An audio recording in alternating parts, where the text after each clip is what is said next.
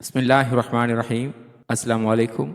Spirit of Islam channel میں ایک بار پھر خوش آمدید۔ عزیز طلبہ، گزشتہ کلاس میں ہم نے سندھ بورڈ کی 11ویں جماعت کی اسلامیات کے لیکچرز کے سلسلے میں کتاب میں موجود باب صوم موضوعاتی مطالعہ حصہ بے عبادات کے سبق نماز کو تفصیل سے پڑھا تھا اور اسے آسان الفاظ میں سمجھا تھا۔ آج کی اس ویڈیو میں ہم اس سبق سے متعلق کتاب میں موجود مشقی سوالات میں تفصیلی سوالات کے جوابات، مختصر سوالات کے جوابات اور کثیر الانتخابی سوالات کو سمجھیں گے۔ اس سے پہلے کہ سبق کا آغاز کریں، اگر آپ نے ہمارا channel spirit of Islam subscribe نہیں کیا تو چینل کو سبسکرائب کر لیجئے، ویڈیو کو شیئر کیجئے اور ساتھ لگے بیل آئیکن کو بھی دبا لیجئے تاکہ آپ کو آئندہ بھی اس طرح کی ویڈیوز کا نوٹیفیکیشن ملتا رہے۔ تو چلیے چلتے ہیں سبق کی طرف۔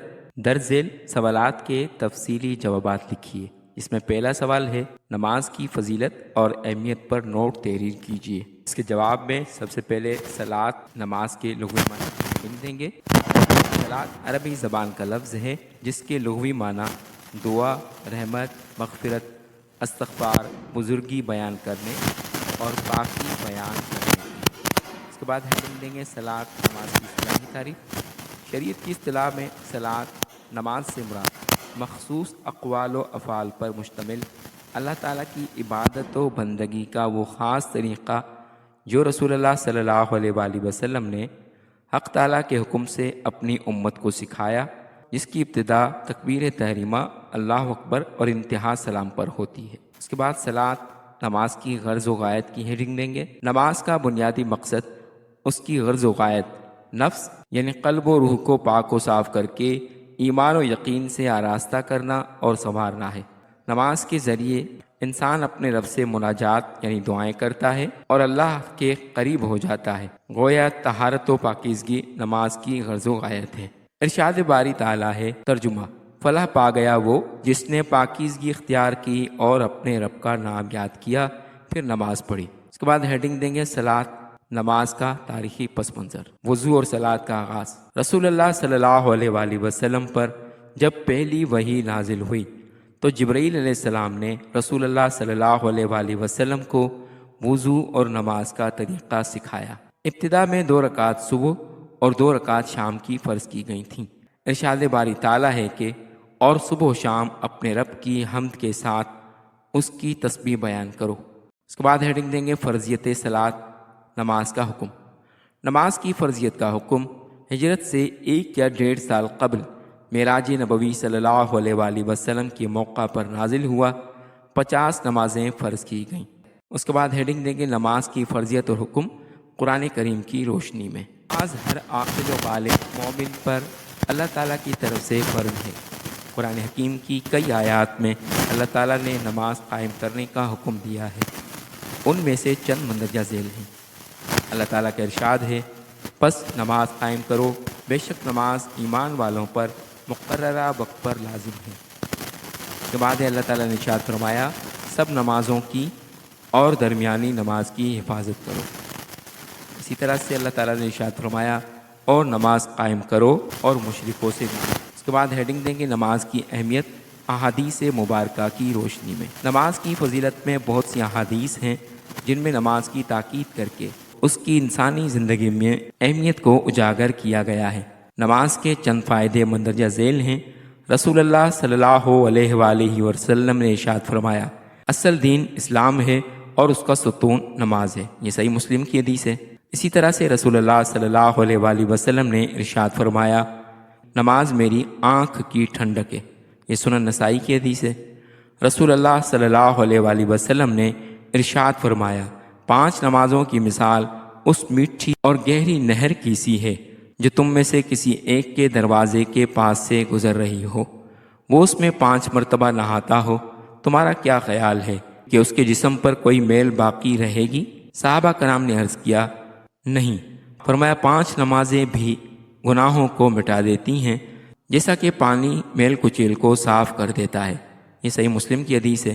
رسول اللہ صلی اللہ علیہ وآلہ وسلم نے ارشاد فرمایا، جس مسلمان کے پاس کسی فرض نماز کا وقت آ پہنچا ہے وہ اس کے لیے اچھے وضو، خشوع اور رکوع کا اہتمام کرتا ہے تو وہ نماز اس کے پچھلے گناہوں کے لیے کفارہ بن جائے گی۔ جب تک کہ بڑا گناہ نہ کیا جائے، اور یہ قانون ساری زندگی جاری رہتا ہے۔ اس کے بعد ہیڈنگ دیں گے نماز با جماعت کی اہمیت و فضیلت۔ اس بات پر مسلمانوں کا اتفاق ہے کہ جماعت کے ساتھ نماز ادا کرنا اکیلے نماز پڑھنے سے افضل ہے۔ اکیلے نماز پڑھنے سے جماعت کے ساتھ نماز 27 درجے اجر میں زیادہ ہو جاتی ہے۔ اس کے بعد ہے نماز کی قسمیں۔ پہلے ہے فرض عین، یہ دن میں 5 مرتبہ ادا کی جاتی ہے۔ اس کے بعد ہے فرض کفایہ، اس کی مثال نماز جنازہ ہے، اگر چند افراد بھی ادا کر لیں۔ اگر کوئی بھی ادا نہ کرے تو اس بستی کے سب ذمہ سے فرض ادا ہو جاتا ہے، لیکن لوگ گناہ گار ہوں گے۔ اس کے بعد ہے واجب، جیسے وطر اور عید الفطر و عید الاضحیٰ کی نمازیں۔ اسی طرح سے نفلی نماز، جیسے نماز تہجد، نماز استسقاء جو کہ بارش کے لیے پڑھی جاتی ہے۔ اس کے بعد ہے سنت موقدہ، جیسے فجر کی سنت وغیرہ۔ اس کے بعد ہیڈنگ دیں گے نماز کے دوران ذہن میں رکھنے والی باتیں۔ یکسوئی اور انہماک، جب نماز شروع کی جائے تو نمازی تمام باتوں کو بھول کر صرف اللہ تعالیٰ کی یاد میں منہمک ہو جاتا ہے۔ خشوع دل کی کیفیت کا نام ہے۔ نماز میں دل و دماغ کو خیالات اور وسوسوں کے ہجوم اور دنیاوی الجھنوں سے محفوظ رکھا جائے، اور ایسی عاجزانہ کیفیت اختیار کی جائے جو رب العالمین کے سامنے کھڑے ہونے کے لیے ضروری ہے۔ اس کے بعد ہے خلوص نیت۔ ہر عمل کا ایک ظاہر ہے اور ایک باطن۔ نماز کی ظاہری صورت سب کو نظر آ رہی ہوتی ہے، جبکہ باطنی صورت یعنی نیت کا اخلاص صرف اللہ جانتا ہے۔ اس لیے ایسی نماز ادا کی جائے کہ جس میں کوئی دنیاوی غرض، ریا، نمود و نمائش، طلب، شہرت و معاوضہ نہ ہو، بلکہ صرف اللہ کے حکم کی بجا آوری اور اس کی رضا و خوشنودی کے لیے ہو۔ اس کے بعد ہے وقت کی پابندی۔ ہر کام اپنے وقت پر اچھا لگتا ہے، اسی طرح 5 نمازیں اپنے مقررہ وقت پر ادا کرنی چاہیے۔ حضور اکرم صلی اللہ علیہ وآلہ وسلم سے افضل عمل کے بارے میں دریافت کیا گیا تو آپ صلی اللہ علیہ وآلہ وسلم نے فرمایا بر وقت نماز کی ادائیگی۔ اس کے بعد نماز میں سستی نہ برتنا۔ نماز میں سستی منافق اور فاسق کی علامتیں ہیں۔ اللہ تعالیٰ نے نماز میں سستی اور غفلت کرنے والوں کو تنبیہ کرتے ہوئے ارشاد فرمایا، اور نمازیوں کے لیے افسوس، ویل نامی جہنم جگہ ہے جو اپنی نماز سے سستی اور غفلت کرتے ہیں۔ اس کے بعد ہے ادب کے ساتھ قیام کرنا۔ نماز میں قیام کی حالت میں ہاتھ باندھ کر با ادب رہنا چاہیے۔ ہلنے جلنے، کھجانے، لباس سمیٹنے سے گریز کرنا چاہیے، اور پوری نماز ادب کی حالت میں ادا کرنی چاہیے۔ دنیا کے معمولی افسروں کے سامنے جاتے وقت کتنی تیاریاں کی جاتی ہیں اور ہر بات کا خیال رکھا جاتا ہے، تو رب العالمین کے دربار میں تو ان باتوں کا بے حد خیال رکھنا چاہیے۔ اس کے بعد ہے رزق حلال کا اہتمام۔ انسان جو کچھ کھاتا ہے اس کا اثر اس کے جسم و روح اور اعمال و رویوں پر پڑتا ہے۔ اگر وہ رزق حلال کھائے تو اس کی روح توانا ہوگی، اس لیے رزق حلال کی بہت تاکید آئی ہے۔ ہر نیک عمل کی قبولیت میں رزق حلال کی بڑی اہمیت ہے۔ حرام کمائی سے دیا ہوا صدقہ قبول نہیں ہوتا، اور حرام غذا کھانے والوں کی دعا بھی قبول نہیں ہوتی۔ سب سے پہلے ہیڈنگ دیں گے نماز کے انفرادی اور اجتماعی فائدے۔ اس کے بعد ہیڈنگ دیں گے الصبح بیداری کی عادت۔ صبح سویرے بیداری کو میڈیکل سائنس میں حفظان صحت کے اصولوں میں شمار کیا جاتا ہے۔ اپنے دن کا آغاز نماز فجر سے کرنا چاہیے۔ اس وقت بہت اچھا سماں ہوتا ہے، فضا میں گرد و غبار اور آلودگی نہیں ہوتی، اور صبح سویرے اٹھنے کا عادی شخص دن بھر چاق و چوبند رہتا ہے، اور جو شخص صبح جلدی اٹھنے کا عادی ہوتا ہے وہ یقیناً رات کو جلدی سو جاتا ہے۔ صبح جلدی اٹھنا اور رات کو جلدی سونا دونوں عادتیں صحت اور عقل کے فائدے کے لیے ہیں۔ اس کے بعد ہیڈنگ دیں گے برائی اور بے حیائی سے تحفظ۔ نماز برائی اور بے حیائی سے روکنے کا بہترین ذریعہ ہے۔ بعض مرتبہ یہ بات مشاہدے میں آتی ہے کہ کوئی شخص نماز بھی پڑھتا ہے لیکن برائی سے بھی نہیں بچتا۔ یاد رکھنا چاہیے دوائیں اس وقت اپنا پورا اثر کرتی ہیں جب انہیں پابندی کے ساتھ ڈاکٹر کے بتائے ہوئے طریقے پر استعمال کیا جائے۔ اسی طرح نماز اس کے آداب و شرائط کے ساتھ سنت نبوی صلی اللہ علیہ وآلہ وسلم کے مطابق ادا کی جائے تو یقیناً اس کا اثر بہت تیز ہو جاتا ہے۔ اسی طرح سے اس کے بعد ہیڈنگ دیں گے اظہار عبودیت۔ نماز میں بندہ خالق کے سامنے بندگی کا اظہار کرتا ہے اور اپنا سر اور پیشانی اس کے سامنے جھکا کر بار بار اللہ کے معبود حقیقی ہونے کا اقرار و اعلان کرتا ہے۔ نماز کا فلسفہ اور روح یہی ہے کہ انسان اپنے آپ کو فنا کر دے اپنی فنا میں ہی بقا سمجھے، اللہ کی مرضی اور خوشی پر سب چیزوں کو قربان کر دے۔ نماز نظام صلاۃ عقیدت و مساوات کا عملی اظہار ہے۔ رسول اکرم صلی اللہ علیہ وآلہ وسلم نے خطبہ حجۃ الوداع کے موقع پر ارشاد فرمایا، کسی عربی کو اجمی پر، کسی اجمی کو عربی پر، کسی گورے کو کالے پر اور کسی کالے کو گورے پر کوئی فضیلت حاصل نہیں مگر صرف تقوی اور پرہیزگاری کی بنا پر۔ اس کے بعد ہیڈنگ دیں گے ضبط نفس۔ اپنے آپ کو قابو میں رکھنا، خواہشات اور نفس کی غلامی سے نجات انسانی زندگی میں کامیابی کی علامات ہیں۔ ہمارا نفس ہمیں ہر وقت بلیک میل کرتا رہتا ہے اور نماز نہ پڑھنے کے بہانے سکھاتا رہتا ہے۔ کبھی کاروبار میں مصروفیت، کبھی سیر و تفریح چھوٹ جانے، کبھی گرمی و سردی، کبھی دوسرے وسوسے ستاتے رہتے ہیں۔ نماز سے ضبط نفس کی تربیت ملتی ہے۔ اس کے بعد ہیڈنگ دیں گے پابندی وقت۔ وقت کا صحیح استعمال ہی دنیا و آخرت کی کامیابی کا ضامن ہے۔ تمام کاموں کو صحیح وقت پر انجام دینے کی عادت انسان کو متوازن بناتی ہے۔ گرمی و سردی، بارش و نیند، کاروبار اور دوسری مصروفیات کی پرواہ کیے بغیر نماز کی ادائیگی کو یقینی بنانا انسان کو زندگی کے باقی شعبوں میں بھی وقت کا پابند بناتا ہے۔ حضور اکرم صلی اللہ علیہ وآلہ وسلم نے نماز کی صحیح وقت پر ادائیگی کو بہترین عمل قرار دیا ہے اور فرمایا، سب سے افضل عمل نماز کو وقت پر ادا کرنا ہے۔ یہ مشکوٰۃ شریف کی حدیث ہے۔ اس کے بعد ہیڈنگ دیں گے نماز کے اجتماعی فائدے۔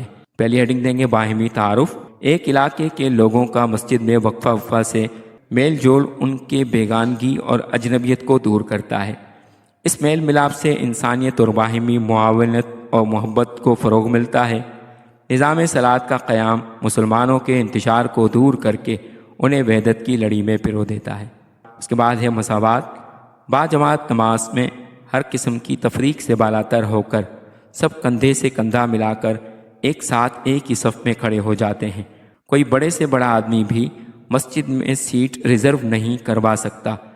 نہ کسی کو یہ حق ہے کہ وہ کسی مسلمان کو اس کی جگہ سے ہٹا کر کسی اور کو وہ جگہ دے۔ مسجد میں کالے، گورے، امیر، غریب، شاہ و گدا کا کوئی فرق نہیں ہوتا، سب برابر ہوتے ہیں۔ اس کے بعد ہے اجتماعیت۔ اسلام ایک عالمگیر اور اجتماعی دین ہے۔ اسلامی تعلیمات کا ایک بڑا حصہ حقوق العباد کی ادائیگی سے متعلق ہے، اور کوئی نظام چلانے کے لیے ایک دوسرے کے ساتھ تعاون، ایک دوسرے کا احترام اور باہمی مشاورت اور جدوجہد ضروری ہوتی ہے۔ اس لیے باجماعت نماز کی تاکید کی گئی ہے تاکہ دن میں 5 مرتبہ ایک دوسرے سے خیالات کا تبادلہ کر سکیں۔ پھر جمعہ کا حکم ہے، اس میں بڑا اجتماع ہوتا ہے، اور پھر عیدین کا اجتماع ہوتا ہے، اور حج کے موقع پر مسجد حرام اور مسجد نبوی صلی اللہ علیہ وآلہ وسلم میں پوری دنیا کے مسلمانوں کا عظیم الشان اجتماع ہوتا ہے تاکہ اجتماعیت کو فروغ دیا جائے۔ دن میں 5 مرتبہ اور جمعہ و عیدین وغیرہ میں بار بار ملاقات کے نتیجے میں ایک دوسرے سے تعارف ہوتا ہے، ایک دوسرے کے حالات، دکھ سکھ، خوشی و غمی سے آگاہی ملتی ہے، اور جب کسی کے بارے میں کسی پریشانی کی اطلاع ملتی ہے یا بیماری کی اطلاع ملتی ہے تو ہم فکر مند ہو جاتے ہیں اور اسی استطاعت کے مطابق اس کی خیر خواہی، مدد اور عیادت کرتے ہیں، اور ایک دوسرے کا احساس اور محبت ایک نعمت ہے۔ ان کے علاوہ اور بھی بہت سے انفرادی اور اجتماعی، دنیاوی و اخروی برکات و فائدے ہیں، چند مندرجہ ذیل ہیں۔ سب سے پہلے ہیں اطاعت امیر۔ باجماعت نماز سے امیر کی اطاعت کرنے کی بھی تربیت ہوتی ہے۔ نماز میں امام کی تقلید ضروری ہے۔ اگر کوئی شخص نماز میں امام کے مطابق ارکان کی ادائیگی نہیں کرتا تو اس کی نماز باطل ہے۔ جو شخص کسی امیر کا کہنا ماننے اور اس کے مطابق آگے بڑھنے کی تربیت سے مالا مال ہو، وہ زندگی کے باقی کاموں میں بھی ایک اچھا شخص ہوتا ہے۔ اس کے بعد ہے نظم و ضبط یا نظم جماعت۔ نماز میں نظم و ضبط کی تربیت ملتی ہے۔ صف بندی اور خود بخود جگہ خالی دیکھ کر اس کو مکمل کرنا اور آنن فانن صف بندی کا عمل پورا ہو جانا، اور پھر ایک امام کی قیادت میں ایک ساتھ ایک آواز پر قیام، رکوع اور سجود ڈسپلن کی بہترین مثالیں ہیں۔ اس کے بعد ہے انسانی صحت پر نماز کے اثرات۔ انسان کی صحت پر نماز کے مثبت اور خوشگوار اثرات پڑتے ہیں۔